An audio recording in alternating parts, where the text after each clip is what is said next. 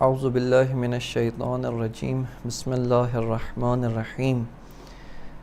الحمد للہ رب العالمین وصلی اللہ علی سیدنا و نبینا محمد و آلہ الطیبین الطاہرین۔ اصالت وجود و اعتباریت ماہیت کے بعد سے فصل خامس میں علامہ طباطبائی وحدت و کثرت وجود کو تبیین کرنا چاہتے ہیں۔ فصل خامس، جس کو علامہ نے فی ان الوجود حقیقت واحدۃ مشککۃ اس کے ذیل میں بیان فرمایا ہے، یہاں پر دراصل و حقیقت میں علامہ طباطبائی متعدد اقوال و متعدد بیانات و متعدد تحلیلات کے جو وجود کی وحدت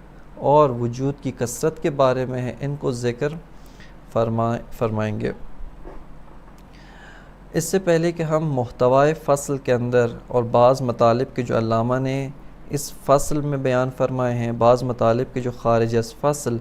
اس محتوا کی فہم کے لیے ضروری ہیں، ان میں وارد ہوں، بعض حوالہ جات کے جو مطالعے کے لیے بہت ہی مفید ہیں ان کی جانب اشارہ کرتے ہیں۔ ملا ہادی سبزواری نے شرح منظومہ جلد اول 203 کے اوپر صفحہ 203 پر اس بحث کو غرر فی بیان الاقوال فی وحدت حقیقت الوجود و کثرتہا اس کے ذیل میں بیان فرمایا ہے۔ اسی طرح شہید مطہری رضوان اللہ نے شرح مبسوط منظومہ جلد اول صفحہ 181 سے لے کر 215 تک وحدت و کثرت در وجود اس عنوان کے تحت اس بحث کو مطرح کیا ہے۔ اس بحث کے اندر بہت سارے اہم عناوین ہیں، بہت سارے اہم سوالات ہیں کہ بعض کی جانب علامہ طباطبائی عبارت کے اندر متوجہ ہیں، عبارت کے اندر ان کی جانب ملتفت ہیں، جبکہ بعض اور مطالب و بعض اور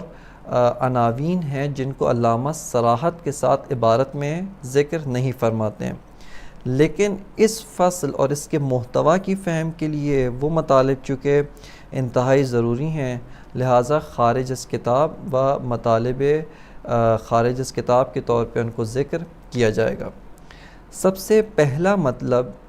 وہ اہمیت بحث تشکیک در وجود ہے، یعنی اس بحث کو کیوں مطرح کیا گیا، بالخصوص اصالت وجود کے فوراً بعد اس بحث کو کیوں ذکر کیا گیا، علم فلسفہ کے اندر و ساختار فلسفی میں اس بحث کا کیا مقام ہے، اس کو مطلب اول کے اندر مشاہدہ کریں گے۔ مطلب دوم سوال اصلی در مسئلہ تشکیک در وجود ہے،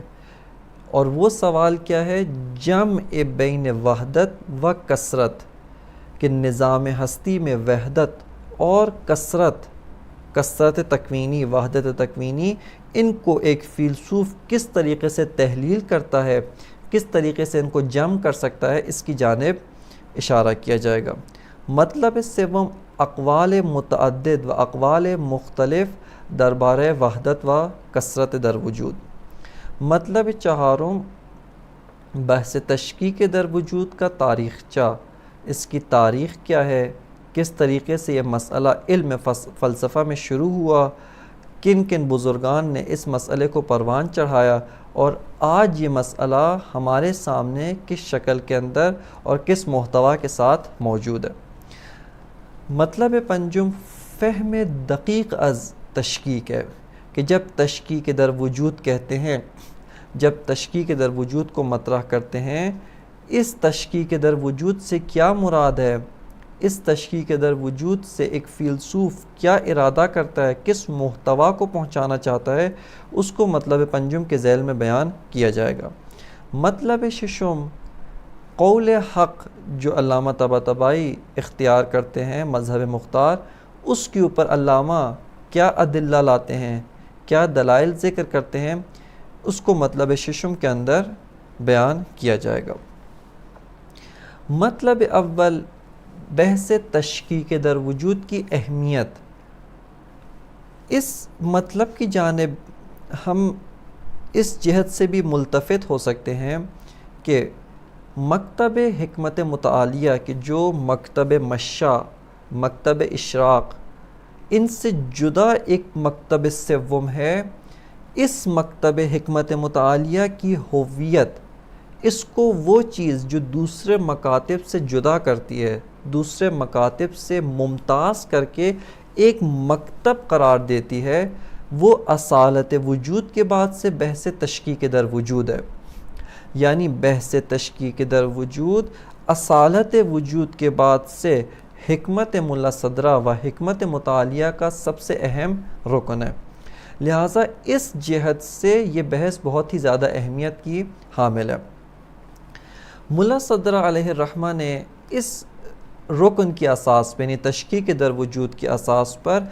بے تحاشا مسائل فلسفی جو ان سے پہلے قابل حل نہیں تھے یا ان کے بارے میں حکمائے قدیم نے جو تحلیلات پیش کی تھیں، جو جس طرح سے اس کو وضاحت کی تھی، تبیین کی تھی، اور اس کے اوپر بے تحاشا اشکالات اور مشکلات جو وارد کیے گئے تھے، ان کو ملا صدرہ نے اس رکن کی اساس پہ بہت ہی آسانی کے ساتھ حل کیا ہے. ان میں سے ایک مطلب خود نظام ہستی کی تحلیل، نظام ہستی کی تبیین تشکیک کی اساس پر بہت ہی آسانی کے ساتھ انجام پاتی ہے. اسی طرح جمع بین وحدت اور کثرت، کہ انشاءاللہ اس کی جانب سوال اصلی مسئلہ تشکیک در وجود اس میں اشارہ ہوگا، اس کو ملا صدرہ تشکیک کی اساس پر حل کرتے ہیں. اسی طرح حرکت کی تحلیل، حرکت کیا ہے، ہویت حرکت کیا ہے، مختلف اقسام حرکت، حرکت اشتدادی، حرکت تضاعفی، حرکت تساوی، ان سب کو بھی ملا صدرہ تشکیک در وجود کے اساس کے اوپر حل کرتے ہیں. فہم وحدت و کثرت در وجود، وحدت کیا ہے، کثرت در وجود کیا ہے، یہ بھی تشکیک در وجود کے اساس پر حل ہوتی ہے. اسی طرح تقدم و تأخر در وجود، سبق و لحوق، یہ جو مرحلہ جس کو علامہ ایک مستقل مرحلہ کے طور پہ بحث کریں گے، یہ بھی تشکیک در وجود کے اساس پر حل ہوتا ہے. سرعت و بطء، سریع، حرکت سریع و حرکت بطیء کیا ہے، یہ بھی مطلب تشکیک کے اساس پر ہی قابل فہم ہے. اس کے علاوہ ایک اور اہم مسئلہ جس کو ملا صدرہ حل کرتے ہیں، وہ نفس کی تحلیل، چاہے نفس انسانی ہو، نفس حیوانی ہو، نفس نباتی ہو. نفس کی کیا تحلیل ہے، نفس کس طریقے سے وجود میں آتا ہے، نفس جسمانیت الحدوث ہے یا نفس روحانیت الحدوث و روحانیت البقاء ہے، نفس کو کس طریقے سے تحلیل کرنا چاہیے. اور نفس کے ذیل میں مباحث معاد، مباحث قیامت، ان سب کو بھی ملا صدرہ تشکیک در وجود کی اساس کے اوپر حل کرتے ہیں. اس کے علاوہ متعدد مباحث ریز، یعنی جزئی مباحث فلسفی ہیں کہ جن کے اندر مسئلہ تشکیک در وجود بہت ہی زیادہ واضح طور پہ حاضر ہے، اور تشکیک در وجود کے بغیر وہ مسئلہ حل نہیں ہو سکتا. بس یہ بحث تشکیک در وجود کی اہمیت کہ انشاءاللہ آخر فصل تک، یعنی جب ہم محتوی فصل کو بیان کریں گے، اس کے ذیل میں بھی یہ مطلب مزید وضاحت کے ساتھ اور مزید عمق کے ساتھ واضح ہوگا. مطلب دوم جس کی جانب ایک فیلسوف کو توجہ کرنی چاہیے، اور وہ یہ ہے کہ تشکیک در وجود میں محل نزاع کیا ہے، اصل سوال کیا ہے جس کو ایک فیلسوف حل کرنے چاہتا ہے، جس کو ایک فیلسوف جب حل کرنے کے درپے ہوتا ہے، نتیجے کے طور پہ تشکیک در وجود کو قبول کرتا ہے. بس وہ سوال اصلی اصالت کیا ہے، سوال اصلی کیا ہے جس کی اساس پر یہ مسئلہ پیش آتا ہے، اور اس کو حل کرنے کے لیے متعدد اقوال وجود میں آتے ہیں. اس کی جانب توجہ کرنا ضروری ہے. مسئلہ تشکیک در وجود کا سوال اصلی جمع بین وحدت و کثرت ہے کہ کس طریقے سے ہم اس نظام ہستی، نظام تکوین، نظام وجود کے اندر وحدت اور کثرت کو جمع کر سکیں. اس سوال اصلی کو بیان کرنے کے لیے ہمیں بعض مقدمات کی جانب توجہ کرنا ضروری ہے، اور ان مقدمات کو علامہ طباطبائی نے جس طرح سے بحث اصالت کے اندر سوال اصلی کو جو مقدمات وجود میں لاتے تھے، ان کو علامہ نے صراحت کے ساتھ ذکر کیا. یہاں پر علامہ طباطبائی صراحت کے ساتھ ان مقدمات کو ذکر نہیں فرماتے ہیں، بلکہ لابلائے فصل کے اندر و بین السطور ان مقدمات کی جانب توجہ دلاتے ہیں۔ لیکن چونکہ یہ مسئلہ، یہ مطلب اپنی ذات میں انتہائی اہمیت کا حامل ہے، لہٰذا اس کو جدا مسئلے کے طور پہ و جدا مطلب کے طور پہ ذکر کرنا ضروری ہے۔ مقدمہ اولا جو تشکیک در وجود کے اوپر منتہی ہوتا ہے وہ یہ ہے کہ انسان جب سفسطے سے جدا ہوتا ہے، نفی سفسطہ کرتا ہے، طرد عدم کرتا ہے، اس کے بعد سے اصل الواقعیت کی جانب متوجہ ہوتا ہے۔ یہ اصل الواقعیت یعنی فیلسوف یہ دیکھتا ہے کہ خارج میں اشیاء موجود ہیں، خارج میں حقیقت ہے۔ اس طرح سے نہیں ہے کہ میرے ذہن میں، میرے توہم میں کوئی شے موجود ہے اور خارج میں اصلاً کوئی بھی حقیقت نہ ہو، بلکہ خارج میں سفسطہ محض اور عدم محض ہو، بلکہ خارج میں فیلسوف دیکھے واقعیت موجود ہے، فیلسوف دیکھتے اشیاء موجود ہیں، سفسطہ باطل ہے اور واقعیت درست مطلب ہے۔ پس پہلا مطلب جس کی جانب فیلسوف متوجہ ہوتا ہے وہ نفی سفسطہ و اثبات اصل الواقعیت ہے۔ مقدمہ دوم وہ یہ ہے کہ فیلسوف یہ دیکھتا ہے کہ یہ جو اصل الواقعیت ہے، اس اصل الواقعیت سے میں ایک مفہوم انتزاع کرتا ہوں، یعنی جب میرا نفس جو ایک وجود ادراکی ہے، جو حقائق اشیاء و عمق و باطن اشیاء کا ادراک رکھتا ہے، جب اصل الواقعیت سے روبرو ہوتا ہے یہاں سے ایک مفہوم حاصل کرتا ہوں، اور وہ مفہوم مشترک معنوی ہے، وہ مفہوم ان تمام اشیاء کے درمیان ایک اشتراک معنوی رکھتا ہے۔ پس اشتراک معنوی وجود ہمیں اس مطلب کی جانب متوجہ کرتے ہیں کہ وہ اصل الواقعیت، وہ شے کہ جو حقیقت و بنیاد اشیاء کو تشکیل دیتی ہے، وہ ایک حقیقت ہے، وہ ایک امر ہے۔ مقدمہ سوم اصالت وجود و اعتباریت غیر وجود ہے۔ اصالت وجود کی اساس پر اور وہ براہین کہ جو وجود کو اصیل ثابت کرتے ہیں اور وجود کے علاوہ بقیہ اشیاء کو اعتباری و بقیہ اشیاء کو خواص و صفات وجود کے طور پہ ثابت کرتے ہیں، وہ براہین ہمیں اس مطلب کی جانب متوجہ کرتے ہیں کہ دو اصیل واقعیت ہستی میں نہیں ہو سکتے، یعنی واقعیت ہستی، واقعیت اشیاء، واقعیت امور خارجی کو دو امور اصیل، دو اشیاء اصیل تشکیل نہیں دے سکتے، بلکہ حتماً واقعیت اصیل، امر اصیل ایک شے ہے، ایک امر ہے، اور اس کے علاوہ بقیہ جتنے بھی امور ہیں اگرچہ خارج میں متحقق ہیں، میرا ذہن اور میرا نفس ان کو اعتبار نہیں کرتا، ان کو ذہن میں خلق نہیں کرتا، بلکہ خارج میں موجود ہیں۔ یہ امور، یہ اشیاء اعتباری ہیں، واقعیت ساز نہیں ہیں، بلکہ امر اصیل کی خواص اور امر اصیل کی خصوصیات ہیں۔ پس مقدمہ سوم جو اس مسئلے کے اندر ہے وہ استدلالات ہیں کہ جو اصالت کو ایک شے میں منحصر کرتے ہیں، اور وہ وجود ہیں جو صرف وجود کو اصیل قرار دیتے ہیں۔ مقدمہ رابع جو ایک فیلسوف کے لیے ایک مقدمہ بدیہی ہے جس کو ثابت کرنے کی ضرورت نہیں ہے، اور وہ یہ ہے کہ ہم وجدانی طور پہ، حسی طور پہ حقائق ہستی کے اندر، اشیاء کے اندر، نظام ہستی کے اندر کثرت کو دیکھتے ہیں۔ ہمیں امور ایک دوسرے سے متغیر، اشیاء ایک دوسرے سے متمایز و متغیر نظر آتی ہیں۔ ایک جگہ پہ انسان ہے، پتھر ہے، اور متعدد بے تحاشا اشیاء موجود ہیں۔ پس نظام ہستی کے اندر کثرت، نظام ہستی کے اندر اختلاف، اشیاء کا ایک دوسرے سے مغایر ہونا، اشیاء میں مغایرت ہونا، یہ ایک امر بدیہی اور ایک امر وجدانی ہے جس کو اثبات کرنے کے لیے دلیل و استدلال کی ضرورت نہیں ہے۔ بس یہاں پر یہ مقدمات، یعنی پہلے تین مقدمات کہ جو نظام ہستی کے اندر ایک امر اصیل، ایک امر واحد اصیل کو اثبات کرتے ہیں،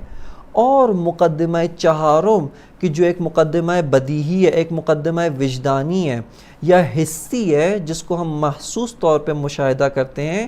وہ یہ ہے کہ نظام ہستی میں کثرت موجود ہے، ان مقدمات میں کس طریقے سے آپس میں سازگاری ایجاد کر سکتے ہیں، کس طریقے سے ان مقدمات سے ایک ایسا قول، ان مقدمات کی ایک ایسی تحلیل پیش کی جا سکتی ہے جس کے نتیجے میں نہ برہان اصالت رد ہو، نہ برہان اصالت خدشدار ہو، اور نہ ہی اس کے نتیجے میں یہ امر وجدانی،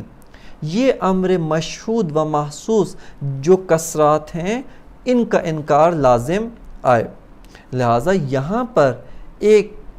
فیلسوف، ایک صاحب تفکر انسان ان وحدت، یعنی ایک طرف سے وحدت اور دوسری طرف سے کثرت، اس کو جمع کر کے اس کی ایک تحلیل پیش کرنا چاہتا ہے، اس کی تحلیل کرنا چاہتا ہے، اور اسی نتیجے میں چونکہ متعدد تحلیلات ہیں،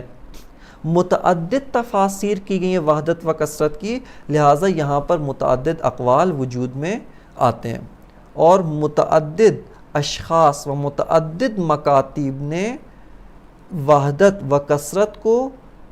وضاحت کرنے کی اور ان میں آپس میں جمع کرنے کے لیے متعدد طرق اور متعدد راہوں کو اس بات کرنے کی کوشش کی ہے۔ یہاں پہ ایک نقطہ جس کی جانب توجہ کرنا ضروری ہے، اور وہ یہ ہے کہ وحدت اور کثرت کو جمع کرنے میں، یعنی ایک طرف سے وحدت ہے جس کو برہان اس بات کرتی ہے یا جس کو ہم بطور امر مشترک معنوی خارج سے درک کرتے ہیں، اور دوسری طرف سے کثرت کہ وہ بھی ایک امر بدیہی ہے، ایک امر وجدانی ہے، اس کو ہم پاتے ہیں خارج میں کہ کثرت مشہود ہے۔ ان دو کو جمع کرنے میں فیلسوف کی توجہ ہونی چاہیے، فیلسوف کو التفات رکھنا چاہیے کہ کوئی ایسا راہ حل اختیار نہ کرے کہ جو یا تو مقدمہ سوم اصالت وجود یا اشتراک معنوی وجود، یعنی خارج میں کوئی وحدت نہیں ہے، اس کے انکار کے اوپر منتہی ہو،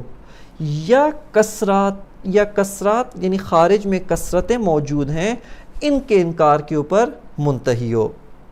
جیسا کہ بعض اقوال اسی طرح کے ہیں کہ بعض اقوال نے خارج میں ہر طرح کی وحدت کا انکار کیا،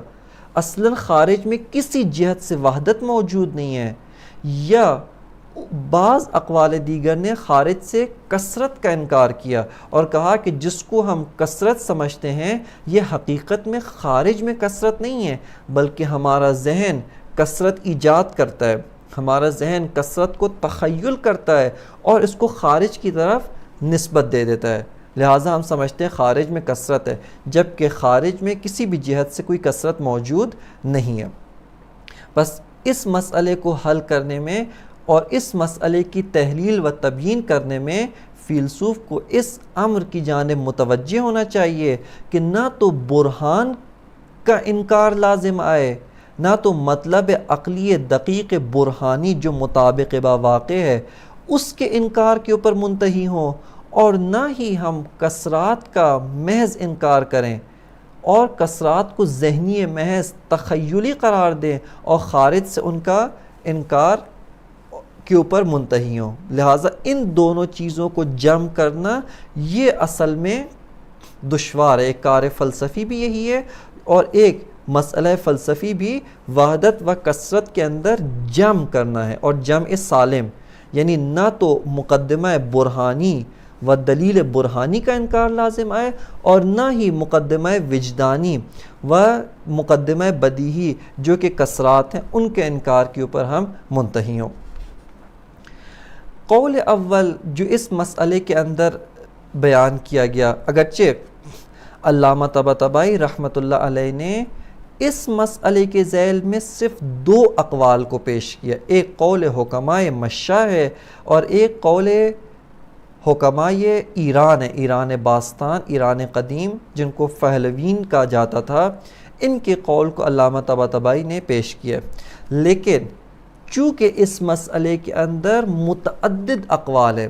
متعدد مکاتب نے، چاہے فلسفی ہو، چاہے عرفانی ہو، چاہے کلامی ہو، انہوں نے اس مسئلے کو حل کرنے کی کوشش کی ہے. لہٰذا ایک استقراء کے طور پہ ہم بعض اقوال کو پیش کرتے جن کی طرف علامہ طباطبائی نے توجہ کرنا ضروری نہیں سمجھا. قول اول، اس کی اساس پر وجود ایک امر واحد شخصی ہے، یعنی خارج میں صرف وحدت موجود ہے، خارج میں وحدت حقیقی ہے، یعنی میرے تخیل، میرے توہم کی اساس پہ وحدت نہیں ہے، بلکہ واقعاً خارج میں وحدت موجود ہے، اور یہ وحدت وجود کی وحدت ہے. یعنی خارج میں وجود ایک امر واحد ہے، اور اس کی وحدت وحدت شخصیہ ہے، خارجی وحدت ہے، وحدت ذہنی نہیں ہے. مانند جنس اور فصل نہیں ہے کہ جنس اپنے مصادیق کے اوپر وحدت جنسی رکھتا ہے، اپنے مصادیق کی نسبت، اپنی انواع ذیل کی نسبت وحدت جنسی رکھتا ہے، یا نوع اپنے افراد و اپنے مصادیق کی نسبت وحدت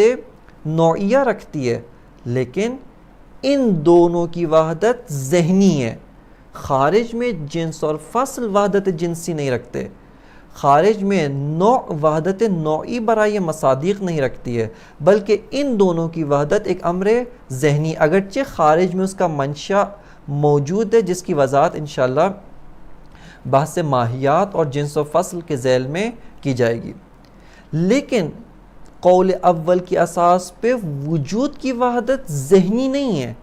وجود کی وحدت ایک امر ذہنی جس کا خارج میں کوئی ارتباط نہیں ہے، اس طرح کی وحدت نہیں ہے، بلکہ وجود ایک امر واحد ہے، اور ساتھ اس کی وحدت وحدت خارجی شخصی ہے، یعنی خارج میں وجود ایک امر واحد اصیل شخصی ہے. کثرت کے بارے میں کیا خیال ہے ان کا؟ اس قول کے اساس پہ کثرت خارج میں موجود نہیں ہے، بلکہ کثرت ایک امر ذہنی محض ہے. کثرت کسی بھی جہت سے، کسی بھی طرح سے خارج میں نہیں ہے، بلکہ یہ انسانی ذہن ہے، یہ انسانی خیال ہے، یہ انسانی تخیل ہے کہ جو سمجھتا ہے کہ خارج میں کثرت موجود ہے، جو توہم کرتا ہے کہ خارج میں کثرت ہے، جبکہ خارج میں کسی بھی جہت سے کوئی بھی کثرت موجود نہیں ہے. بس اس قول کی اساس پر خارج میں صرف وحدت موجود ہے، خارج میں وحدت حقیقی ہے جو وہی وجود کی وحدت ہے، اور کثرت ایک امر تخیلی ہے، کثرت ایک امر توہمی ہے، کثرت ایک امر ذہنی ہے کہ تخیل، قوہ واہمہ، توہم اس کثرت ذہنی کو خارج کی جانب نسبت دیتا ہے. جبکہ خارج میں تو ہم کسی جہت سے کثرت نہیں پاتے، یعنی خارج میں کسی جہت سے کوئی کثرت نہیں ہے، لہٰذا خارج کی جانب کثرت کو نسبت دینا، خارج کی جانب کثرت کی نسبت دینا اس قول کی اساس پہ ایک قضیہ کاذبہ ہے، یہ جھوٹا قضیہ ہے، یہ مطابق با واقع نہیں ہے. کیوں؟ چونکہ خارج میں کسی قسم کی کوئی کثرت نہیں ہے، اور ہمارا ذہن جس کثرت کو بناتا ہے، جس کثرت کو فرض کرتا ہے، جس کثرت کو توہم کرتا ہے، اس کی نسبت اگر خارج کی طرف دے، یہ قضیہ باطلہ و کاذبہ شمار ہوگا. یہ قول جہلائے صوفیہ جو تصوف میں تھے لیکن بدون علم کے بغیر وادی تصوف میں وارد ہوئے، ان کی جانب یہ قول منسوب ہے، اور ان کے آثار سے جو حکماء نے سمجھتے ہیں، ان کے کلمات جس طرح سے انہوں نے بیان کیا، انہوں نے اسی مطلب کو بیان کیا کہ خارج میں وجود ایک امر واحد شخصی ہے،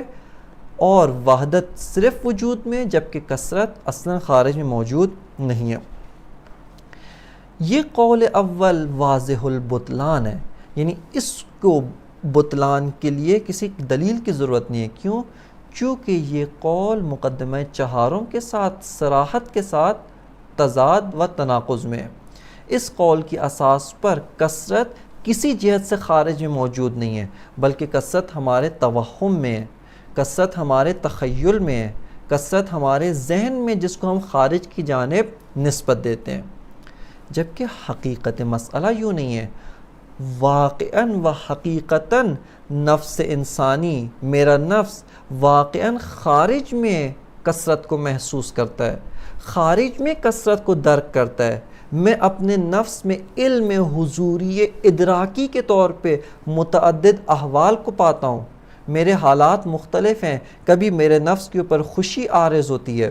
کبھی میرے نفس کے اوپر حالات غمی طاری ہوتے ہیں، کبھی میرے نفس میں بھوک لگتی ہے، کبھی میرا نفس سیر ہوتا ہے. یہ متعدد حالات، جو حالات ایک دوسرے سے متضاد ہیں، ان سب حالات کو علم حضوری کے ذریعے درک کر رہا ہوں. یہ سب اختلاف علم حضوری کے ذریعے سے درک کیا جاتا ہے، اور علم حضوری میں کسی قسم کی خطا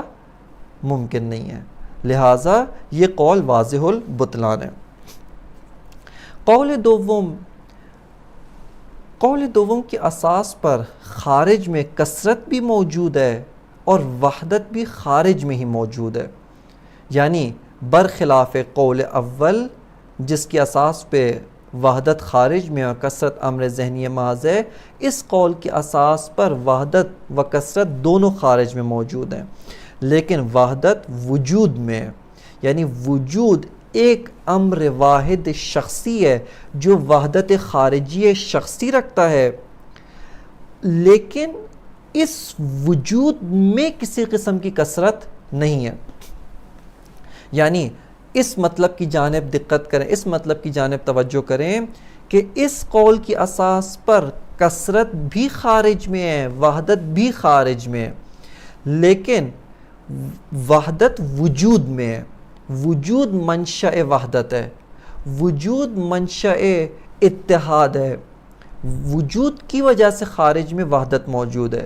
لیکن کثرت اگرچہ خارج میں ہے لیکن وجود میں کثرت نہیں ہے. یعنی اس طرح سے نہیں ہے کہ وجود متکثر ہو جائے، یہ وجود وہ وجود، ایک وجود سوم چہارم، اس طریقے سے کثرت خارج میں نہیں ہے، بلکہ وجود ایک امر واحد شخصی ہے، اور اس کی وحدت شخصی اطلاقی یعنی بی نہایت وحدت ہے، اور وجود میں کسی قسم کی کثرت نہیں ہے. لیکن ان سے ہم سوال کرتے ہیں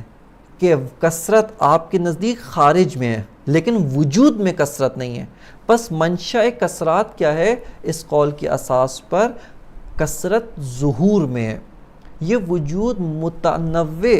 و مختلف طرح سے ظہور کرتا ہے. خارج میں اس کا ظہور مختلف طرح سے. کبھی یہ وجود انسان کی شکل میں ظہور کرتا ہے، کبھی یہ وجود مثال کے طور پہ پتھر کی شکل میں ظہور کرتا ہے، کبھی یہ وجود عقول و مفارقات عالم عقل کی شکل میں اس کا ظہور ہے. لہٰذا کثرت جتنی بھی ہمیں محسوس ہوتی ہے، خارج میں کثرت موجود ہے. ہم کثرت کے منکر نہیں ہیں، بلکہ کثرت ظہورات وجود میں، کثرت ظہور میں، جبکہ خود وجود، حقیقت وجود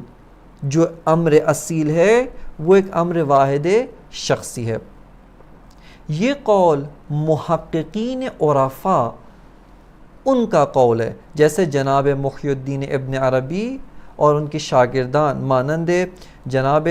قونوی، جناب قیصری اور اس کے علاوہ متعدد شارحین، ان کا یہ قول ہے. وہ اکثر محققین عرفاء صاحبان معرفت اہل عرفان اس قول کو قبول کرتے ہیں کہ وجود ایک امر واحد شخصی اطلاقی ہے جس میں کسی قسم کی کثرت نہیں ہے، جبکہ ظہورات وجود متکثر ہیں. لہٰذا اس قول کی اساس پر بھی خارج میں وحدت ہے اور خارج میں کثرت ہے. لیکن اس قول کا قول اول سے فرق اس جہت سے ہے کہ قول اول نے صراحت کے ساتھ مقدمہ چہارم یعنی کثرت در خارج کا انکار کیا، لیکن قول دوم نے اس کا انکار نہیں کیا بلکہ کثرت در وجود کا انکار کیا، اور کثرت کو ماہیات یا کثرت کو ظہورات میں قرار دیا ہے. بس اس قول کے اساس پہ کثرت موجود ہے لیکن کثرت در وجود نہیں ہے. بس وجود اخص سے از موجود ہے. چونکہ موجودات متکثر ہیں لیکن وجود متکثر نہیں ہے، وجود میں کسی قسم کی کثرت نہیں ہے۔ قول سوم جو یہاں پر اسی مقام پر قابل ذکر ہے وہ جناب محقق دوانی کا قول ہے کہ جناب محقق دوانی انہوں نے تبیین وحدت و کثرت میں ایک اور مطلب کو ذکر کیا جس کی جانب علامہ طباطبائی رحمۃ اللہ علیہ نے فصل رابع کے اندر جہاں پر ان کے قول کو ذکر کیا وہیں پہ ان کے قول کے اوپر اشکال بھی ذکر کیا۔ خود محقق دوانی اپنے اس قول کو ذوق توحیدی، ذوق متعلہین، ذوق توحید و توحید خالص قرار دیتے ہیں۔ وہ فرماتے ہیں کہ واجب یعنی وجود اصیل ہے واجب میں، چونکہ فصل رابع سے ان کے قول کا بہت گہرا تعلق ہے، لہٰذا اسی کی اساس پہ ہم ان کے قول کی تبیین کرتے ہیں۔ فصل رابع میں محقق دوانی کا جو قول جس طرح سے تو وضاحت کیا گیا تھا اس کی اساس پہ وہ فرماتے ہیں کہ واجب کے اندر وجود اصیل ہے جبکہ ممکنات میں ماہیات اصیل ہیں، اور ماہیات ممکن الوجود، ممکنات میں ماہیات اصالت رکھتی ہیں۔ اس کی اساس پہ محقق دوانی فرماتے ہیں کہ وجود میں کسی قسم کی کثرت نہیں ہے۔ کیوں؟ چونکہ وجود ایک امر واحد ہے اور منحصر در واجب الوجود ہے۔ اس کے علاوہ نظام ہستی و نظام واقعیت کے اندر وجود میں کسی قسم کی کثرت موجود نہیں ہے۔ کیوں؟ چونکہ وجود ایک امر واحد شخصی ہے جو فقط واجب تعالی میں موجود ہے، اس کے علاوہ وجود کسی اور میں نہیں ہے۔ جبکہ کثرات بھی خارج میں تکوینی ہیں، کثرات بھی خارج میں موجود ہیں، کثرات بھی خارج میں متحقق ہیں۔ مانند قول اول محقق دوانی کثرت کو ذہنی محض قرار نہیں دیتے، کثرت کو ایک امر توہمی و تخیلی قرار نہیں دیتے، بلکہ کثرت کے بھی خارج میں قائل ہیں لیکن کثرت در وجود کے منکر ہیں، بلکہ کثرت در ماہیات ہے، یعنی ان کے نزدیک کثرت ماہیات کی وجہ سے ہیں۔ اور یہ ماہیات کس طرح سے موجود ہیں؟ جیسے پہلے بیان کیا، انتصاب با جائل، انتصاب با واجب الوجود، ایک نسبت با واجب الوجود کی وجہ سے یہ کثرات ماہوی، یہ ماہیات متکثرہ خارج میں موجود ہو جاتی ہیں۔ پس ان کی اساس پہ وجود ایک امر واحد ہے جو منحصر در واجب الوجود ہے اور وجود میں کسی قسم کی کثرت نہیں ہے، لیکن ماہیات وہ منشأ کثرت ہے، اور خارج میں جتنی بھی انواع و اقسام کی کثرات ہمیں نظر آتی ہیں وہ سب کی سب ماہیات کی وجہ سے ہیں۔ اس قول کا اشکال علامہ طباطبائی نے فصل رابع کے اندر بیان کیا، اور وہ یہی تھا کہ آیا یہ ماہیات انتصاب با واجب الوجود کی وجہ سے ان کے اندر کوئی فرق پڑا ہے یا نہیں پڑا؟ اگر انتصاب با وجود کے بعد سے ماہیات کی وہی حالت ہے جو قبل از انتصاب با وجود ہے، علامہ فرماتے ہیں یہ وہی انقلاب در ذات ہے۔ لیکن اگر انتصاب با وجود کے بعد سے وجود کے ساتھ نسبت پیدا کرنے کے نتیجے میں اس ماہیت میں کوئی فرق پڑا ہے، یہ ماہیت مختلف ہو گئی ہے، لہٰذا فرماتے ہیں یہ وہی وجود ہے جس کی وجہ سے ماہیات متحقق ہوئی ہیں۔ لہٰذا اس استدلال کی وجہ سے کہ جو علامہ نے فصل رابع کے اندر بیان کیا، یہ قول بھی، قول محقق دوانی بھی باطل ہے، اور اس قول کے ذریعے سے ہم نظام ہستی و نظام تکوین کے اندر وحدت اور کثرت کی تبیین نہیں کر سکتے، اس کی تحلیل نہیں کر سکتے۔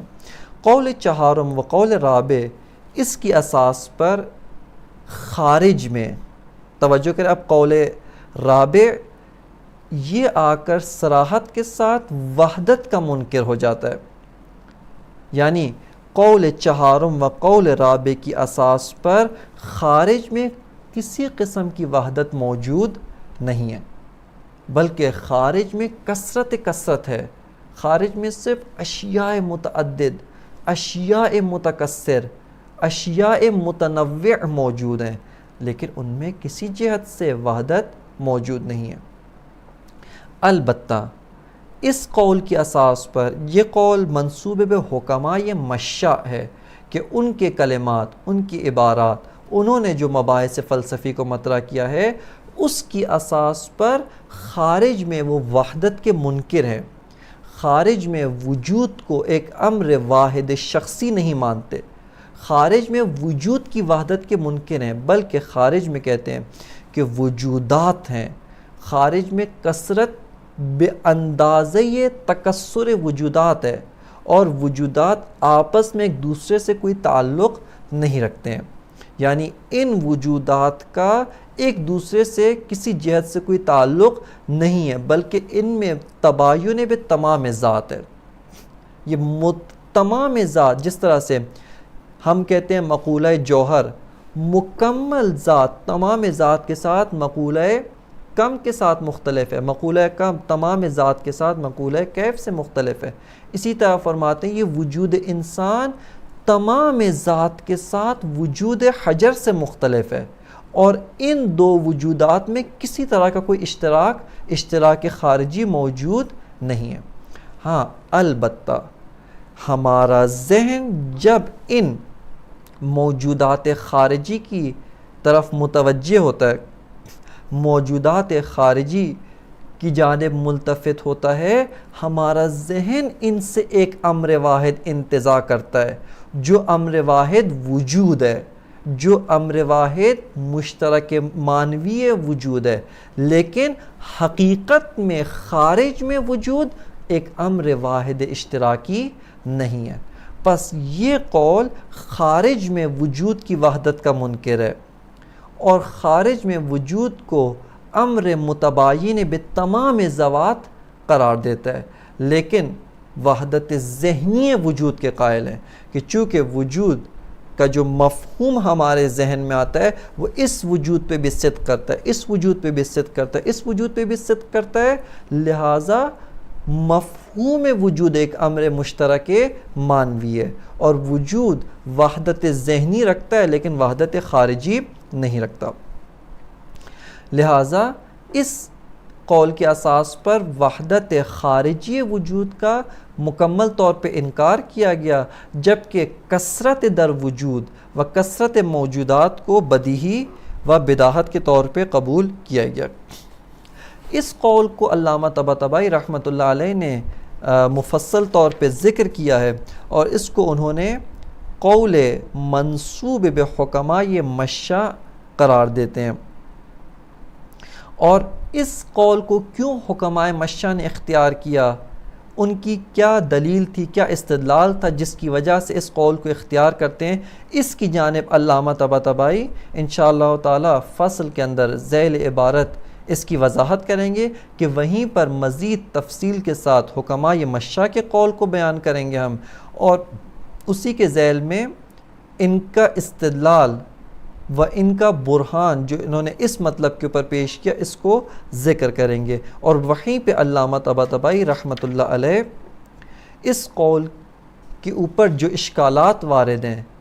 اس کے اوپر جو محظورات فلسفی لازم آتے ہیں، وہیں پہ علامہ طباطبائی ان کو ذکر فرمائیں گے۔ قول پنجم کی جو اس مسئلے کے اندر ہے، جس کو علامہ طباطبائی قول حق قرار دیتے ہیں، اس قول کو اختیار کرتے ہیں، اس قول کو قبول کرتے ہیں، وہ قول ہے کہ وجود ایک حقیقت واحد شخصیت تشکیکی ہے، یعنی خود وجود میں خارج میں وحدت ہے، اصل وجود میں وحدت ہے، اور وجود میں ہی کثرت ہے، یعنی خود منشأ وحدت بھی وجود ہے اور منشأ کثرت بھی وجود ہے، لیکن یہ ایک خاص قسم کی کثرت ہے کہ جو نہ مشاء و حکماء مشاء کی مانند کثرت تباین و تباینی ہے کہ ہر وجود ایک دوسرے وجود سے جدا ایک مکمل پراکندہ وجود کے طور پہ ہو، جس کا دوسرے وجود سے کسی جہت سے اشتراک نہیں ہے، اور ان میں تباین بے تمام ذات ہو، نہ اس طرح کی کثرت ہے اور نہ ہی وجود میں اس طرح کی وحدت ہے جس طرح سے عرفاء یا محقق دوانی کہتے ہیں کہ وجود ایک امر واحد اطلاقی ہے جس میں حتیٰ کثرت تشکیکی بھی نہیں ہے۔ لہٰذا قول پنجم کی اساس پہ دقت کے ساتھ کہ قول پنجم کس طریقے سے بقیہ اقوال کے ساتھ مختلف ہے، کہ قول پنجم خارج میں وحدت وجود کا بھی قائل ہے اور خارج میں کثرت وجود کا بھی قائل ہے، لیکن یہ وحدت نہ پہلے تین اقوال کی طرح وحدت شخصی اطلاقی ہے اور کثرت در وجود کا منکر ہو، اس طرح کی وحدت نہیں ہے، بلکہ یہ وحدت کس طرح کی وحدت ہے؟ یہ وحدت ایک وحدت تشکیکی ہے، یعنی خارج میں ہی وجود ایک امر واحد ہے جو ذو مراتب ہے، اس کے مراتب ہیں، لیکن آیا ان مراتب میں مکمل طور پہ متباین ہے؟ جس طرح سے حکماء مشاء کہتے ہیں ان مراتب کا ایک دوسرے کے ساتھ کسی جہت سے کوئی تعلق نہیں ہے، آیا یہ مراتب مکمل طور پہ ایک دوسرے کے ساتھ متباین ہیں؟ قول وحدت تشکیکی کے اساس پر یہ جو کثرت در وجود ہے ان میں تباین نہیں ہے، بلکہ ان میں اتحاد مرتبئی موجود ہے، یعنی یہ مراتب در حالی کے مرتبہ وجود ہیں لیکن ان میں ایک دوسرے کے ساتھ وحدت موجود ہے۔ کہ انشاءاللہ تعالیٰ اس قول کو ہم مزید تاریخچہ بحث تشکیک کو ذکر کرنے کے بعد سے مفصل طور پہ اس قول کی جانب توجہ کریں گے، اور اس قول کے پیچھے حکماء و فلاسفہ و بالخصوص علامہ طباطبائی بتبع ملا صدرہ ان کا کیا مدعا ہے، وہ کس مطلب کو ثابت کرنا چاہتے ہیں، اس کی جانب توجہ کی جائے گی۔ بس یہیں پر ہم اقوال جو اس مسئلے کے اندر اگرچہ متعدد اور بھی اقوال ہیں لیکن چونکہ کم اہمیت ہیں ان کی جانب توجہ نہیں کی جاتی، یا مفصل اور مطول کتابوں میں ان کی جانب توجہ کی گئی ہے کہ جو شائقین مطالعہ ہیں وہ وہیں پر رجوع کریں۔ مطلب چہارم کی جو بحث تشکیک در وجود کے ذیل میں لائق ذکر و قابل ذکر ہے وہ تاریخچہ بحث وحدت و کثرت و تاریخچہ بحث تشکیک ہے۔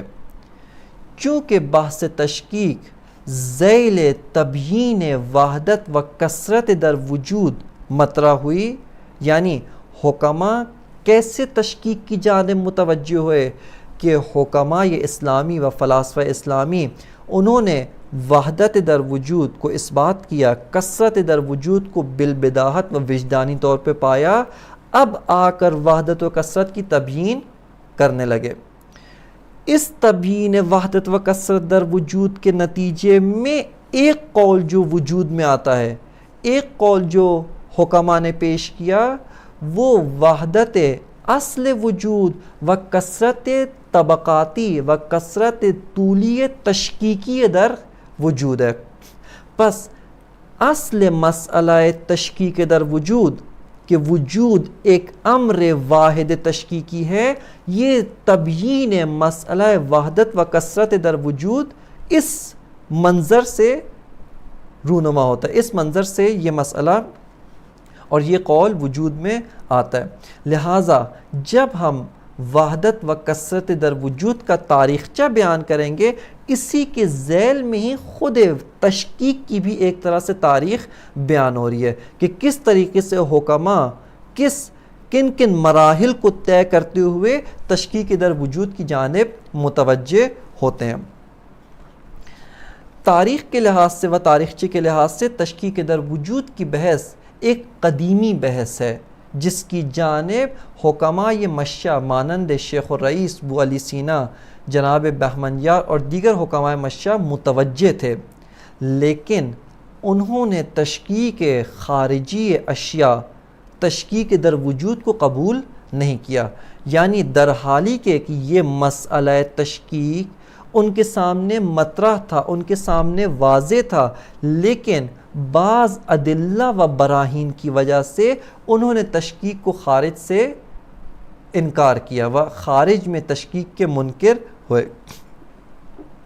اس وحدت و کثرت در نظام ہستی کی تبیین کے لیے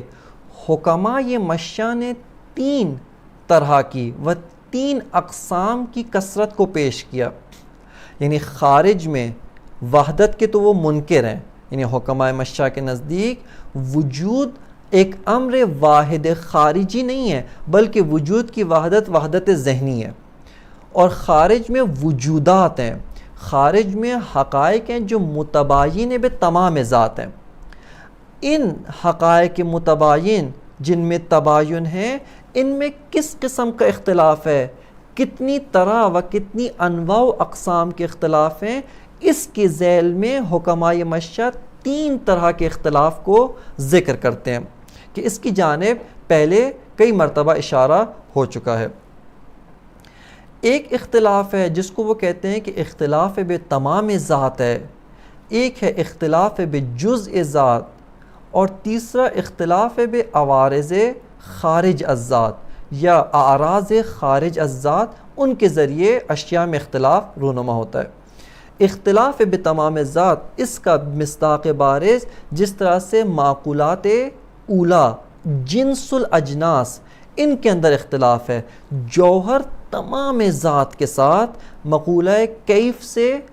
مختلف ہے، اور مقولہ جوہر و مقولہ کیف کے اندر کوئی بھی جہت اشتراکی، کوئی بھی جزء ذاتی مشترک موجود نہیں ہے، اگرچہ ان کے اندر بعض لوازم خارج از ذات جیسے خود الماہیت ہونے میں، جو الماہیت توجہ کریں جس طرح پہلے بھی بیان کیا تھا، اصالت کی بحث میں کہا تھا کہ الماہیت کی جو معقول ثانی ماہیات بمعنی الاخص ہے،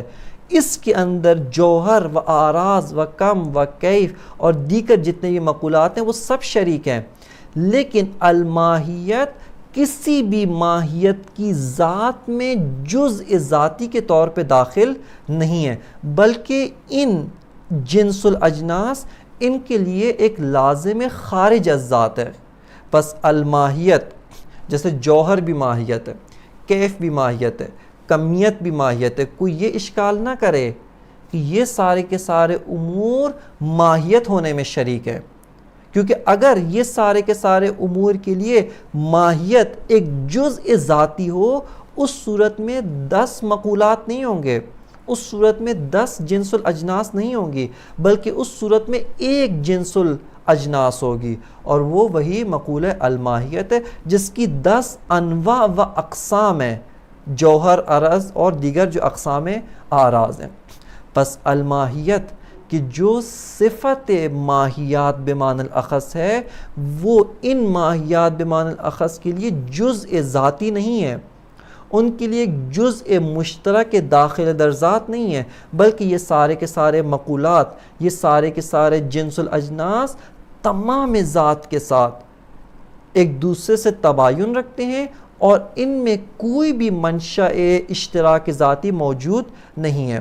ہاں، اگر ان میں اشتراک کسی بھی جہت سے موجود ہے تو وہ اشتراک خارج از ذات، وہ اشتراک امور خارج از ذات، جیسا آپ کی خدمت میں عرض کیا الماہیات یا الماہیت یا اعراض، جو اعراض ہیں